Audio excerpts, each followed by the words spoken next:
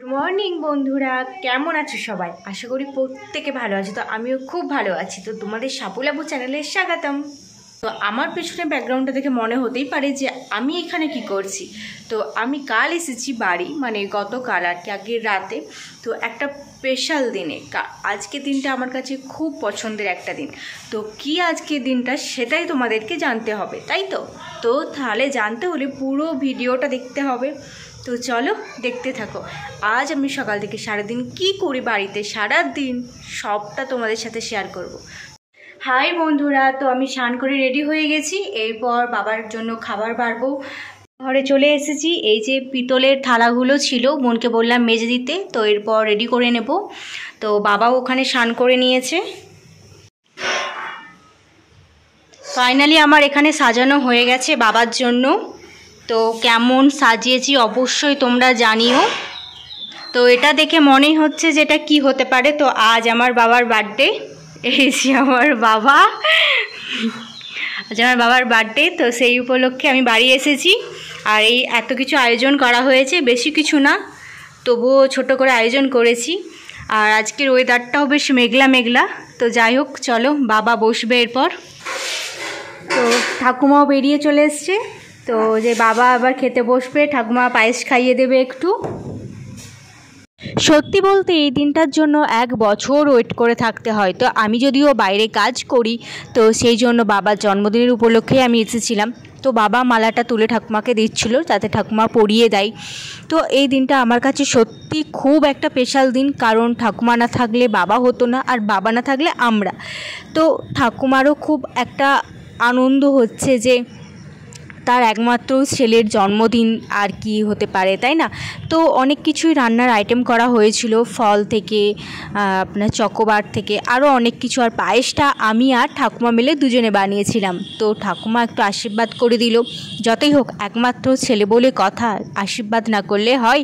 আমার তো খুব ভালো লাগছে।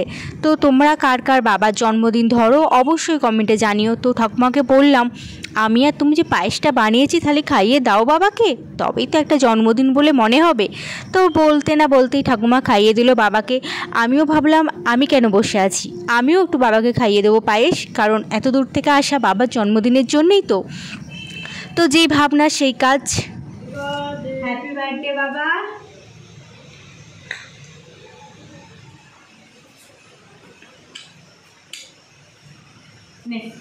তো চলো, বাবা বসে পড়েছে খেতে, আমাদের পর্ব শেষ। বাবা শুরু করো। সব রান্না মা করেছে।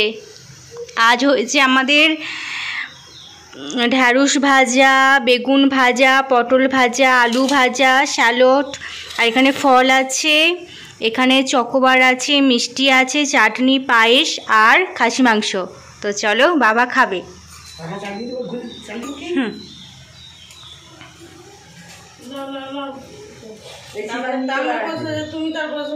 তো এরপর আমিও খেতে বসে পড়বো। তো বাবা বসে পড়েছে, এরপর আমিও খেতে বসে পড়বো। তো চলো খেয়ে নিই। তো আজ বিকেলে যাব বাবার জন্য একটা ড্রেস কিনতে।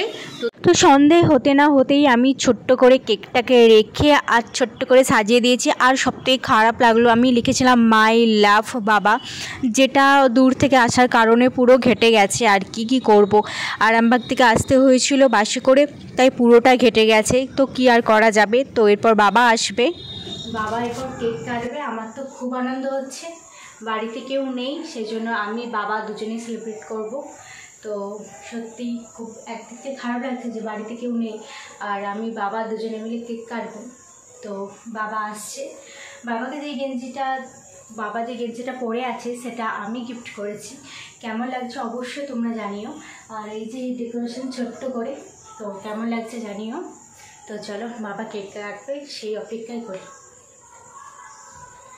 টান টান, তো বাবা চলে এসেছে। এই দেখো বাবা যে গেঞ্জিটা পরে আছে, বাবা বলছে দেখ দেখ হাতগুলো কালো হয়ে গেছে। কি করবে, চাষিবাসী মানুষ, তো কিছু করার নেই, তাই না? তো যাই হোক, আমার বাবা অলওয়েজ হিরো আমার কাছে, আটা থাকবে সব সময়। আর আমার বাবাকে কত কিউট লাগছে দেখো, সেটা তো দেখো। তো এই হচ্ছে আমার রুম। যাই হোক, আমার বাবা এরপর কেক কাটবে। তো আমার বাবাকে কেমন লাগছে অবশ্যই জানিও। আর আমার বাবাকে বার্থডে উইশ করতে একদম ভুলো না, যদি আমার ব্লগ দেখে থাকো। তো আমি ছোট করেই জাস্ট আয়োজন করেছি। তো চলো এরপর বাবা কেক কাটবে, তো আমিও চলে এসেছি। তো খুব বলতে ইচ্ছা করছে যে বাবা সত্যি আমি তোমায় খুব ভালোবাসি। তো আমি মোমবাতিতে একটু আগুনটা জ্বালিয়ে দিলাম আর কি। তো তারপর বলছিলাম যে হ্যাপি বার্থডে বাবা। তো আমার দিক থেকে আমি বাবাকে সারা জীবন আগলে রাখবো। আমার বয়স হলেও আমি বাবাকে সবসময় আগলে রাখবো, কারণ আমার ভাই নেই, আমরা 3 বোন।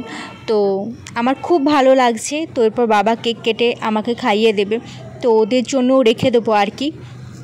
তো যাই হোক, এই ছিল আমাদের জাস্ট ছোট্ট একটা মিনি ব্লগ। যদি তোমাদের ভালো লাগে অবশ্যই কমেন্ট করো আর জানিও, আর যদি আমার ভিডিও দেখতে ভালো লাগে অবশ্যই তোমরা জানাবে।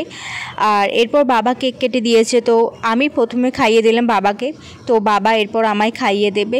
সত্যি খুব খুব খুব আনন্দ হয়েছিল, কারণ আমি অত দূর থেকে এসেছি, আমার আশাটা সার্থক হয়েছে। যাই হোক, তো হ্যাপি বার্থডে বাবা, খুব ভালো থেকো তুমি।